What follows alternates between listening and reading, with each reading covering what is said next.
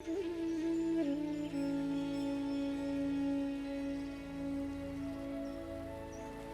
में गलत कुछ नहीं होता। अध्यात्म होता है अपूर्णता को पूर्णता देने के लिए। अध्यात्म होता है उसे पूर्ण करने के लिए जिसकी प्रकृति है अपूर्णता। अध्यात्म में जो कुछ हो उसे पूर्णतिपूर्ण होना चाहिए।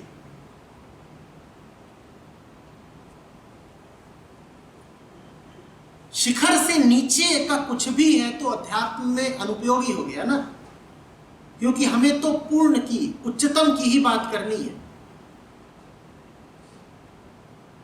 वेदों का शिखर है उपनिषद, उनसे नीचे की बात करना बहुत प्रयोजन का नहीं है। मंत्रों की, ऋचाओं की, ब्राह्मणों की, अरण्यकों की बात करना गलत नहीं है, पर उपनिषदों के सामने फीका है। सीमित ज्ञान तो वैसे भी दुनिया में बहुत है। अध्यात्म इसलिए है कि तुम असीम तक जा सको। अगर अध्यात्म के नाम पर भी उसी की बात करी जो सीमित है तो यह अध्यात्म व्यर्थ जाएगा ना।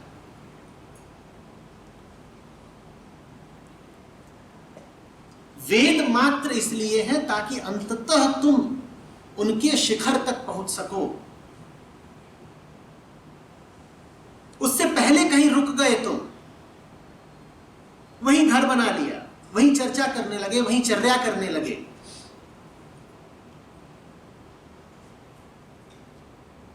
तो तुमने वेदों का भी कुछ सम्मान नहीं किया। वेद भी तुमसे लगातार यही कह रहे थे कि हमारे सब खंडों से गुजर कर अंततः तुम पहुंच जाओ आखिरी सोपान तक। उस आखिरी सोपान का नाम है उपनिषद। उसके पहले का जो कुछ है वो उपनिषदों की तैयारी मात्र है। संपूर्ण वैदिक साहित्य एक तैयारी है, एक मंगल गीत है। उपनिषदों के आगमन की प्रतीक्षा है। मंगल गीत ही गाते रह गए और वो परम अतिथि उतरा ही नहीं तो तुम्हारा मंगल गीत व्यर्थ गया ना। खेद की बात यह है कि बहुत लोगों को मंगल गीत से ही आसक्ति हो जाती है। वो भूल ही जाते हैं कि वो अमूल्य अतिथि कौन है जिसके लिए ये मंगल गीत गाया गया, जिसके लिए ये सारे मंत्र हैं, ये सब ऋचाएं हैं। उपनिषद तुम्हें वो दिखा रहे हैं जो ऊंचे से ऊंचा है और बाकी किसी चीज की वो चर्चा ही नहीं करते। और जिस चीज की चर्चा उपनिषद ना करे तुम्हें खुद ही समझ जाना चाहिए कि वो क्या है। क्या है? जो कुछ भी चर्चा करने लायक है उसकी चर्चा उपनिषदों ने कर दी। अगर कुछ ऊंचा होता तो उसकी बात उन्होंने कर दी होती। विवाह का ना उन्होंने समर्थन किया है ना विरोध किया है। विवाह को इस काबिल ही नहीं समझा कि उसकी बात छेड़े, तो मुद्दा ही फिर अर्थहीन है। तुम्हें करना हो विवाह कर लो, नहीं करना हो ना करो। उपनिषद कह रहे हैं ये बात ही दो कौड़ी की है। ये ऐसी सी बात है कोई उपनिषदों से पूछे कि नीला पहने की हरा, उपनिषद कहेंगे भट कौन सी बात करनी थी, तू क्या मुद्दा छेड़ रहा है। तुम जाओ खड़े हो जाओ बृहदारण्यक के सामने और कहो कि दाएं हाथ से गेंद डाला करूं बाएं हाथ से,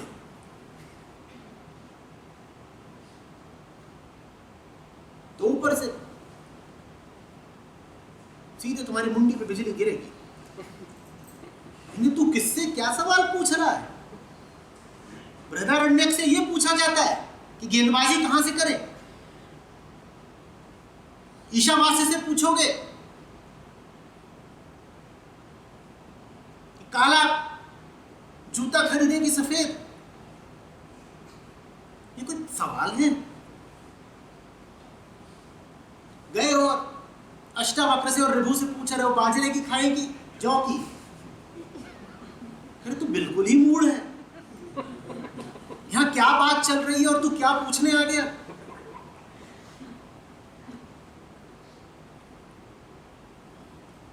विवाह का सवाल भी ऐसा ही है। वहां नचिकेता और यम का संवाद चल रहा है,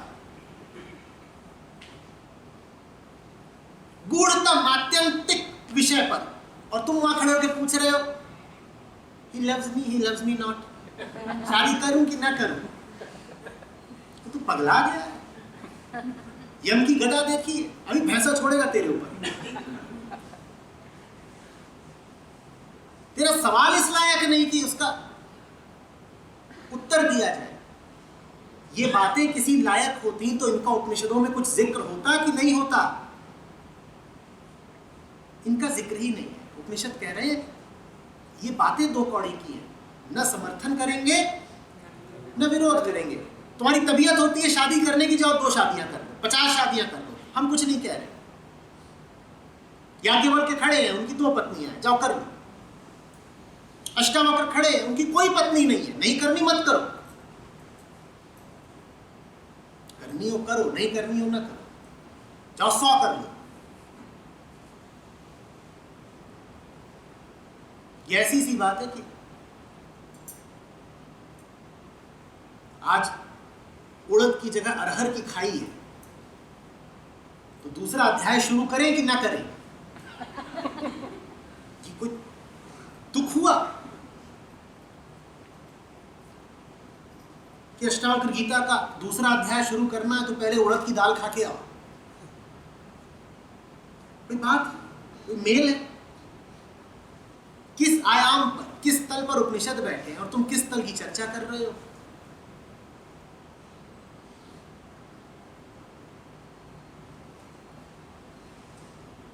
और ऐसा होता देखा है मैंने। किताबों की दुकान, पुस्तक भंडार,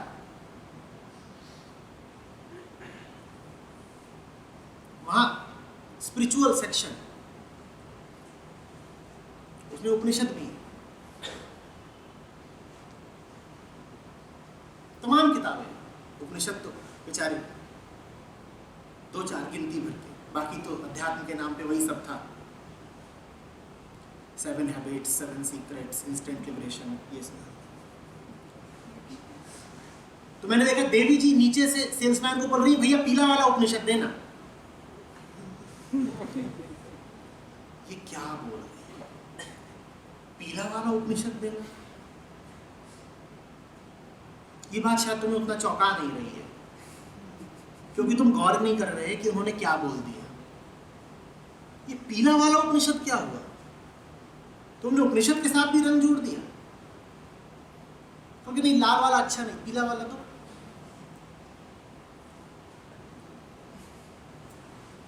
किस तल पर उपनिषद बैठे हैं और तुम किस दृष्टि से उन्हें देख रही हो?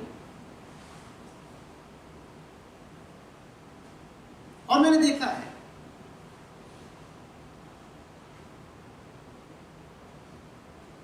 कि अमूल्य पुस्तकें, और जितनी अमूल्य होती हैं पुस्तकें, अक्सर वो उतनी विरल होती हैं, मिलती नहीं आसानी से। एक सज्जन दरियागंज में, उन्हें एक किताब मिली, बकौल उनके वो उसे बहुत दिनों से ढूंढ रहे थे। बोले 6 महीने साल भर से ढूंढ रहा हूँ, मिल नहीं रही है। फिर वहां पर रद्दी की दुकानें बिछती हैं हर रविवार को, वहां उनको उसकी एक प्रति मिल गई। बोले बहुत बढ़िया मिल गई। फिर बोलते ये तो इसका पिछला पन्ना फटा हुआ है, हम नहीं लेंगे।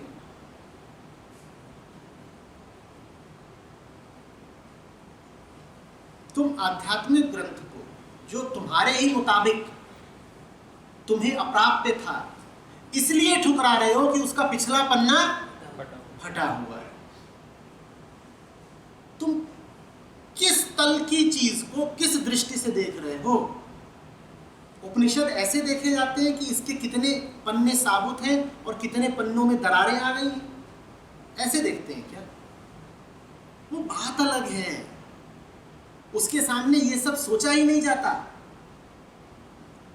रंग क्या है, कीमत क्या है, पन्ना फटा है कि नहीं, मुद्रक कौन है, प्रकाशक कौन है, ये नहीं सोचा जाता। वैसे ही जब उपनिषदों के साथ बैठते हैं तो ये सारे सवाल व्यर्थ हो जाते हैं कि नाक छिदाएं कि ना छिदाएं।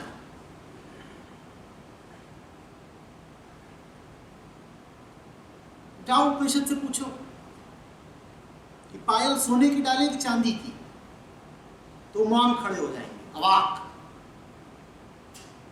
हमें क्या पता, कोई पूछने की बात है।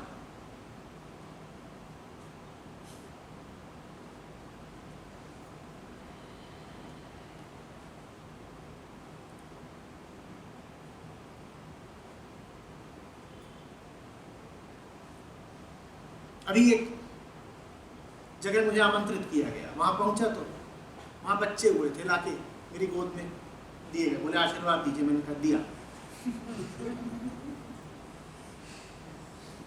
बोले इनके कुछ नाम इत्यादि बता दीजिए। भली बात, बता ही देता, सुझा देता नाम। फिर बोले वो आप आध्यात्मिक साहित्य वगैरह पढ़ते रहते हैं ना, तो वहां से बताइएगा। अब सुनने में ये बात भली लगती है कि आप ऋषियों को पढ़ते हो, मंत्रों को पढ़ते हो, उपनिषदों को पढ़ते हो, तो वहां से बच्चों के लिए कुछ नाम सुझा दो। पर यह बात भी कुछ ठीक नहीं है। तुम सीधे सीधे ये कह रहे हो कि उपनिषदों की ऋचाओं का उपयोग करो बच्चे के नामकरण के लिए। ये बात कुछ ठीक नहीं है। तुम किस तल की चीज का इस्तेमाल किस काम के लिए कर रहे हो?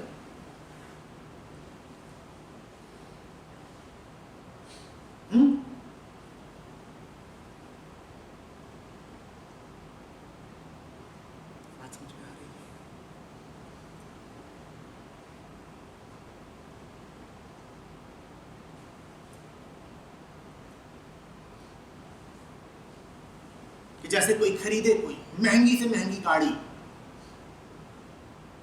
और उसका इस्तेमाल करे कचरा ढोने के लिए शहर भर का, कैसा लगेगा? तुम ये इस्तेमाल कर सकते हो, पर ये इस्तेमाल करके तुमने बड़ी अशोभनीय हरकत कर दी ना। वो गाड़ी कचरा ढो देगी, लेकिन वो इसलिए है नहीं कि तुम उससे कचरा ढुलवाओ।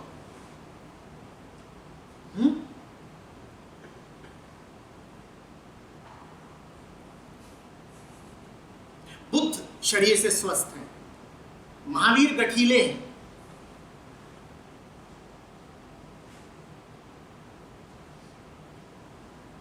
ऋषियों मुनियों में भी बड़ा बल होता था। अब तुम जाओ महावीर के पास और कहो देखो भाई तुम बड़े गठीले आदमी लगते हो, जवान, जाओ जरा कुएं से 2-4 बाल्टी पानी ले आओ। ये तुमने बेहूदी हरकत कर दी। महावीर का शरीर सुंदर, बलवान, निश्चित रूप से वो कुएं से पानी ढोने के काम लाया जा सकता है, पर वो इसलिए नहीं है। तुम भूल ही गए कि तुम किसको किस लिए इस्तेमाल कर रहे हो। तुम बुद्ध और महावीर को वजन उठाने के लिए इस्तेमाल करोगे क्या?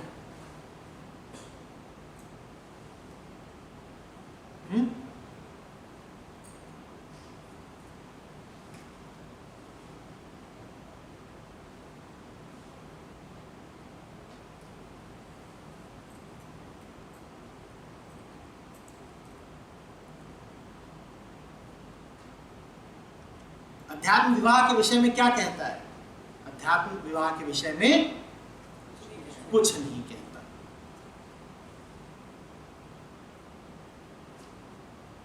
कुछ नहीं कहता।